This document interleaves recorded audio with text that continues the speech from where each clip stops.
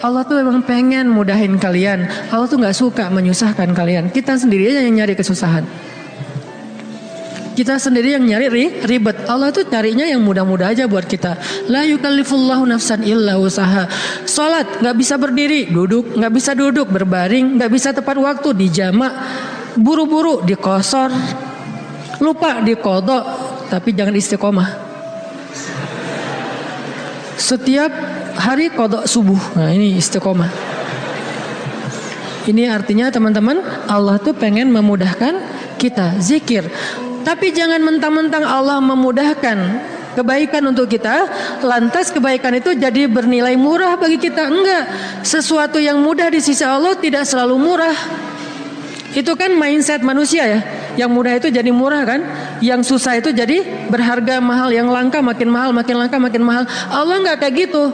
Matematika Allah bukan makin langka makin mahal. Justru makin dekat kepada Allah, walaupun itu mudah, maka itu makin mahal. Sekedar mengatakan Masya Allah, itu tuh mahal banget. Sekedar mengatakan Bismillah, itu tuh mahal banget. Tapi mudah Ustadz, semua orang bisa lakuin. Gak apa-apa, karena ketika dia melakukan itu gak akan mengurangi hak kita. Itulah bedanya dunia dengan akhirat. Dunia kalau orang dapat, bagian kita berkurang. Akhirat orang dapat, bagian kita sama sekali tidak terganggu. Malah kalau orang dapatnya lewat kita, bagian kita bertambah. Kalau dunia susah hitung-hitungan kayak gini, karena memang kecil, direbutin rame-rame. Akhirat itu besar, direbutin sedikitan. Kata ulama, dunia itu nikmat yang sedikit, direbutin rame-rame. Akhirat nikmat yang banyak, direbutin sedikitan. Sehingga tidak akan pernah berkurang, apalagi menjadi persaingan yang tidak sehat. Zikrullah. Sehingga Allah mengatakan uzkurullaha zikran katsira. Ingatlah Allah sebanyak-banyaknya. Itu poin pertama teman-teman. Poin kedua, apalagi fadilah dari zikrullah selain yang disampaikan Nabi di dalam hadis riwayat Tirmidzi tadi. Apa sih yang kita dapat lagi kalau kita ingat Allah, kalau kita sebut Allah, mention Allah kalau bahasa sosmed. Ada orang gak sepakat dengan istilah mention. Emang Allah punya sosmed. Ini namanya tarjamah. Nge-mention Allah itu bahasa Inggris, kemudian jadi bahasa sosial media. Arti nge-mention apa? Menyebut atau memanggil atau ya mention. Menyebut orang yang dimaksud gitu. Nah kalau misalnya kita mention Allah dalam aktivitas kita, Bismillah, kan ringan kan? Itu udah zikir loh. Jangan berpikir zikir itu hanya sekedar Subhanallah, Subhanallah, Subhanallah, Subhanallah. Enggak, zikir itu yang disebut dengan qiyaman, wa qu'udan, wa ala junubihim, dalam keadaan berdiri, dalam keadaan duduk, dalam keadaan berbaring. Maksud dari ayat itu tuh total dari daily life kehidupan kita, itu kita bisa zikir sama Allah. Dengan minimal mention Allah dalam setiap aktivitas kita. Memulainya Bismillah, menyudahinya Alhamdulillah. Di antara keduanya kita bisa bilang Masya Allah, kita bisa bilang Subhanallah, kita bisa bilang Allahu Akbar, kita bisa bilang La haula wala quwata illa billah, kita bisa bilang Innalillah. Tetapi awal dan akhirnya Bismillah, Alhamdulillah.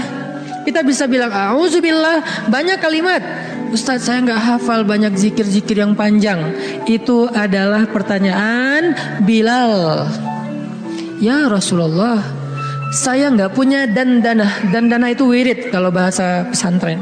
Saya tuh gak punya wirid yang panjang seperti Nabi dan Ibnu Abbas. Ibnu Abbas itu sahabat Nabi yang ilmunya banyak. Gimana dong ya Rasul, saya tuh gak punya wirid-wirid yang panjang. Doa saya tuh ya gitu-gitu aja. Zikir saya ya itu-itu aja. Gimana dong ya Rasul? Nabi nanya, emang wirid kamu apa wahai Bilal? Kata Bilal, wirid saya Allahumma inni as'aluka ridhaka wal jannah wa a'udzubika min sakhatika wan nar. 4. Ya Allah, saya minta ridhamu dan surgamu, dan saya berlindung dari kemarahanmu dan nerakamu. 4 hal itu. Nabi tersenyum. Kata Nabi, ya Bilal, wirid kami walaupun panjang kemana-mana, intinya 4 itu juga sama.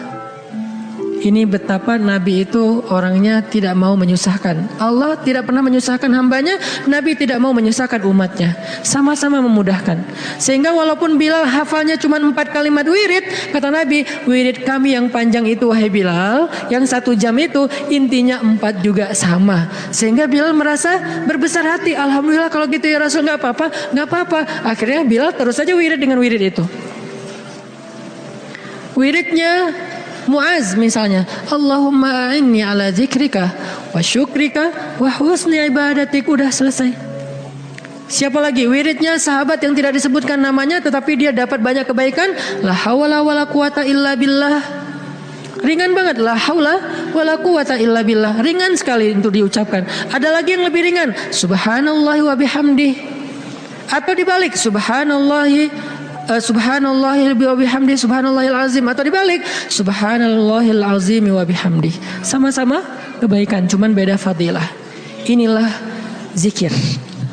Apa yang kita dapatkan dengan zikrullah Ustaz? Apa yang kami dapatkan dengan zikrullah ya Rasul? Apa yang kami dapatkan dengan mengingatmu ya Allah? Selain apa yang digambarkan Nabi tadi. Kata Allah, fadhkuruni azkurukum. Ingat aku ingat kalian. Fadhkuruni azkurukum. Ingat aku ingat kalian. Diingat oleh Allah. Itu yang paling berharga. Diingat oleh Allah. Kapan? Di dunia, ketika Allah turunkan rahmatnya ke muka bumi setiap malam, Allah mengingat kita, wahai malaikat, jangan lupa rumahnya fulan. Wahai malaikat, jangan lupa fulan bin fulan. Wahai malaikat, yang itu dulu, ini dulu, hambaku yang ini dulu. Kenapa? Karena kita ingat Allah terus, Allah ingat kita. Dan ingat Allah kepada kita tuh wala zikrullahi akbar. Ingat Allah kepada kita itu jauh lebih dahsyat daripada ingat kita kepada Allah. Makanya kalimatnya wala zikrullahi akbar. Ingatnya Allah kepada hambanya itu lebih dahsyat daripada ingatnya hamba kepada Allah. Gimana dahsyatnya? Idza dzakarani fi nafsihi dzakartuhu fi nafsi. Kalau dia ingat aku di dalam dirinya, aku ingat dia dalam diriku, dalam diri Allah. Idza dzakarani fi mala'ih dzakartuhu fi mala'in khairum min. Kalau dia ingat aku dalam majelisnya, aku ingat dia dalam majelis yang lebih baik dari itu. Idza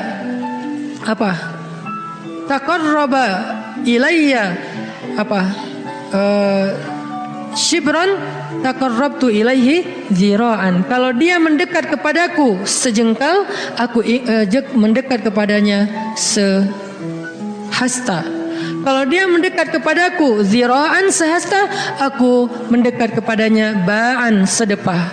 Kalau dia datang kepadaku berjalan, aku datang kepadanya berlari.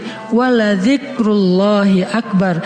Ingatnya Allah kepada hambanya lebih dahsyat daripada ingatnya hamba kepada Allah. Lebih duluan. Makanya kalau kita spontan ingat Allah, Masya Allah, ini nikmat dari Allah. Allah juga akan spontan lebih dahsyat dari itu ingat kita. Nih hambaku, nih hambaku, nih hambaku. Sehingga ketika Allah punya hadiah untuk hamba-hambanya di muka bumi, kita duluan yang diingat. Kesini dulu sebelum yang lain. Kenapa? Fadhkuruni adzkurkum. Ingat aku ingat kalian. Itu satu. Nanti di padang mahsyar Allah juga akan mengingat kita di antara sekian miliar hamba-hambanya, jin dan manusia. Kok bisa Allah manggil nama kita? Wala zikrullahi akbar. Allah itu nggak pernah lupa. Allah mengingat kita lebih dahsyat sehingga tiba-tiba di padang mahsyar nama kita dipanggil Allah. Fulan bin fulan. Labbaika ya Rabbi. Saya ya Allah, ada apa ya Allah? Langsung Allah datangkan kendaraan cahaya, kita dijemput oleh malaikat dengan keadaan tersenyum, kemudian kita dibawa di bawah zilalur rahman, naungan Allah yang maha rahmat. Panggil lagi nama yang lain, fulan bin fulan, labbaika ya Rabbi, aku penuhi panggilanmu ya Allah. Datang masuk dalam naungan Allah. Lalu nanti di surga, fulan bin fulan masuk lagi ke surga lebih dulu, bi ghairi hisab kalau perlu, tanpa hisab, wala azab, dan tidak diazab. Kenapa? Wala zikrullahi akbar. Makanya ingat Allah di dunia, nanti Allah bakal ingat kita di akhirat, dan ingat Allah itu lebih dahsyat daripada kita. Itu satu dari makna fadhkuruni adzkurkum. Makna yang lain kata ulama tafsir dari kalimat fadhkuruni adzkurkum, ingat aku ingat kalian, maksudnya ingatlah aku ketika kalian senang, nanti aku juga akan ingat kalian ketika kalian susah. Itu tafsir kan banyak ya, dan semuanya insya Allah ada argumentasi ilmiah dan dalil. Berarti semuanya bisa dipakai.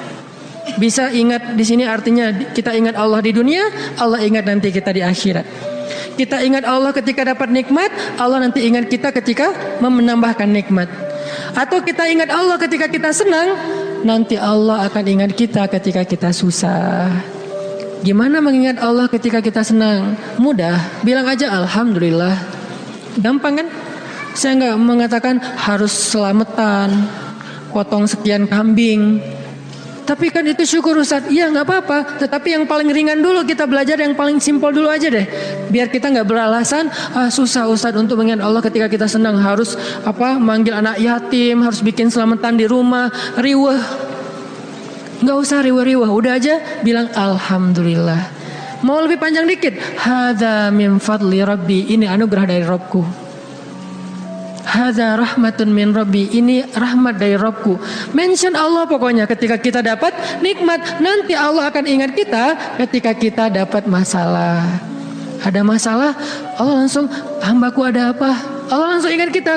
Dulu kamu ingat aku ketika aku kasih nikmat. Sekarang kalau kamu ada masalah, aku akan ingat kamu dan membantu kamu dalam menyelesaikan masalah.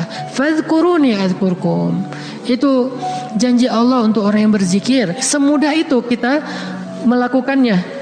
Dan sedahsyat itu balasan Allah kepada kita. Sehingga pertanyaan yang paling sederhana, kenapa kita malas berzikir? Dengan sekian banyak keistimewaan zikir itu, kenapa kita malas berzikir?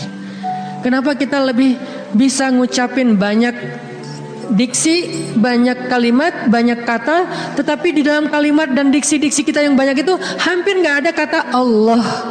Kok bisa? Giliran menyebutkan nama Allah katanya berat. Giliran menyebutkan sekian banyak diksi, kadang-kadang diksinya itu sampai kita tuh artikulasinya nggak jelas, saking bahasanya nggak biasa kita ucapin, tapi kita berusaha biar terkesan ilmiah. Ya, kan ada orang yang kalau ngomong tuh pengen ngeluarin kata-kata ilmiah yang susah kan. Dia hafal-hafal kalimatnya. Kadang-kadang dia kayak pakai bahasa Inggris biar terkesan kayak educated gitu. Actually, apalagi kayak gitu-gitulah. Dia mencoba untuk mengucapkan kalimat itu seprononnya native speaker, biar terkesan dia tuh kayak kayak orang ilmiah banget, orangnya educated banget. Kalau dia teks, dia pakai teks itu walaupun sering salah huruf misalnya ya. Berusaha kan? Kok mampu gitu. Sedangkan mengucapkan Allah itu tuh prononnya nggak perlu harus fasih-fasih amat. Kalaupun kita salah mengucapkan Allah jadi Allah, karena mungkin kita nggak terbiasa mengucapkan lafzul jalal dengan tafkhim, tetap Allah faham. La tahzan, jangan berkecil hati. Allah faham, karena lafzul jalalah dari kata Allah ini mau digimana-gimanain juga tetap bermakna Allah. Alif lam lam ha. Hilangin alifnya, tinggal lillah. Artinya milik Allah. Hilangin lam pertamanya, bacanya lahu, milik dia, yaitu Allah. Hilangin lam keduanya, tinggal hu, dia satu-satunya, yaitu Allah juga. Jadi tetap bermakna Allah. Sehingga apa susahnya kita bilang Allah? Apa susahnya kita bilang bismillah? Padahal semua kalimat-kalimat yang berbahasa Sanskerta lah, Inggris lah, Latin lah, apalah bisa kita ucapin. Saya sebagai orang Aceh berusaha untuk menghafal beberapa vocab sampai bisa ngerti bahasa Sunda. Kenapa? Biar nyambung pas ngomong. Kenapa kita nggak mau nyambung dengan Allah? Kalau saya pakai ngeluarin diksi-diksi nyundanya kan jadi kesannya kayak nyambung, akrab. Itu kan bahasa cara kita mengakrabi diri dengan orang-orang yang kita ajak bicara. Kalau kita ngomong dengan orang Jawa, kita mencoba untuk semedok-medoknya biar agak natif Jawa. Ketika kita ngomong sama misalnya orang Medan, kita berusaha untuk gaya-gaya Medan. Kita ngomong dengan orang Padang, kita gaya-gaya Padang. Dengan orang Betawi, gaya Betawi. Kemarin saya ceramah di Malaysia, berusaha untuk Melayu. Yang keluar Ipin Upin. Betul gitu. Pada ketawa mereka, ini Ustadz apa sih gitu. Kenapa? Karena pengen akrab kan dengan mereka. Kenapa sih kita susah banget mau akrab sama Allah? Sekedar mengatakan Bismillah, Insya Allah, Masya Allah, Alhamdulillah. Ringan banget sehingga kita akrab sama Allah. Sebagaimana kita akrab dengan hamba Allah, dan kita merasa kalau akrab dengan seseorang, kita akan dapat kebaikan dari orang itu. Minimal penerimaan publik, minimal orangnya mau jadi teman kita, minimal orangnya mau ngobrol sama kita gara-gara kita pakai bahasa yang nyambung dengan dia. Kita terus berusaha untuk akrab dengan makhluk. Apa susahnya kita akrab dengan Khalik? Padahal Allah gak membuat syarat yang rumit agar kita akrab dengan dia. Enggak. Akrab dengan cewek itu susah, gak modal. Berapa kali traktir belum akrab juga. Hujan-hujanan kayak film India ya, gak akrab juga. Udah jadi first likers sekian tahun, gak akrab juga, gak di fallback. Itu susah, mau akrab dengan manusia itu susah. Tapi Allah yang jauh lebih berharga daripada apapun memudahkan kita akrab dengan dia. Ketika kita bilang Bismillah, Allah langsung ingat kita. Allah gak bilang, lu siapa? Enggak. Kita bilang Insya Allah, emang kita kenal? Enggak, Allah gak ngomong kayak gitu. Manusia yang kayak gitu, ketika kita mention dia kadang-kadang kayak apaan sih gitu, sok kenal, sok dekat gitu kan. Kalau Allah gak apa-apa, kita sok-sokan, saya akrab banget sama Allah, gak apa-apa, Allah senang digituin. Artinya udah dimudahin banget sama Allah. Apalagi sih yang bikin kita gak mau berzikir?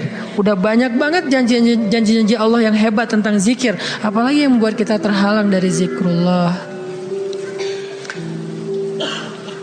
Ini poin kedua, bahwa ternyata keutamaan zikir itu luar biasa, termasuk fazkuruni azkurkum. Poin ketiga, gimana cara kita berzikir dalam kehidupan sehari-hari kita? Apakah harus selalu dengan verbal? Subhanallah, Masya Allah dan seterusnya? Ya, verbal. Apakah harus ada yang lain? Banyak. Zikir itu bisa verbal. Zikir itu bisa pikiran. Ketika kita mengingat Allah, ketika kita berprasangka yang baik tentang Allah, itu namanya kita berzikir. Karena arti zikir itu bisa menyebut, bisa mengingat.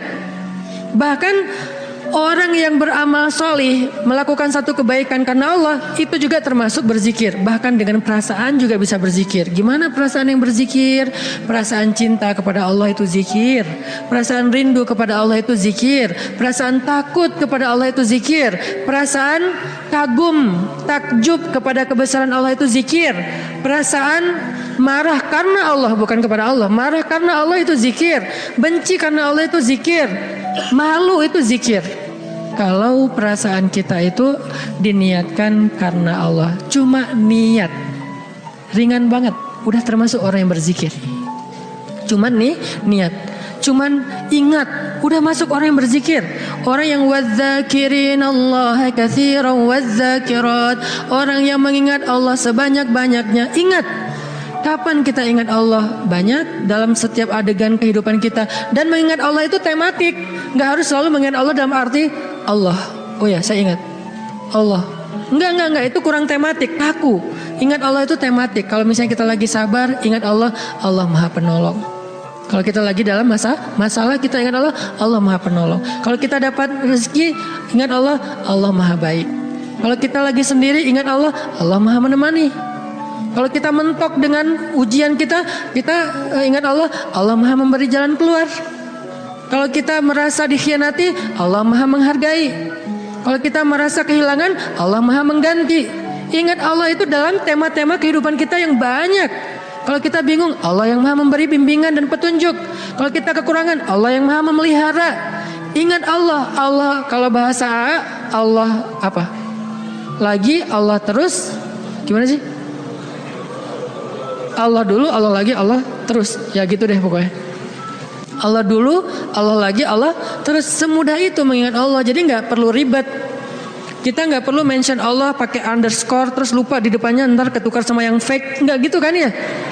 Itu mah sosial media. Kalau kita gak tahu dan gak hafal akunnya, apalagi gak follow, gak akan dimunculin kan pas kita ngetik gitu kan.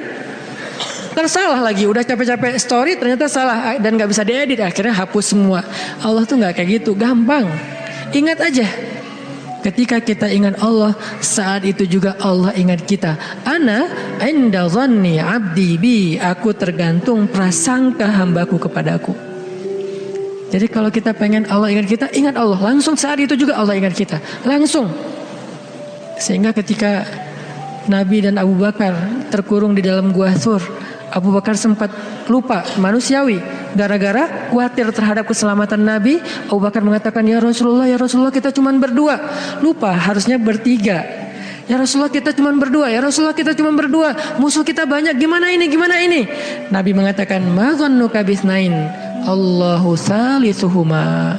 Kenapa kamu pikir berdua ya Abu Bakar? Bukankah Allah yang ketiga?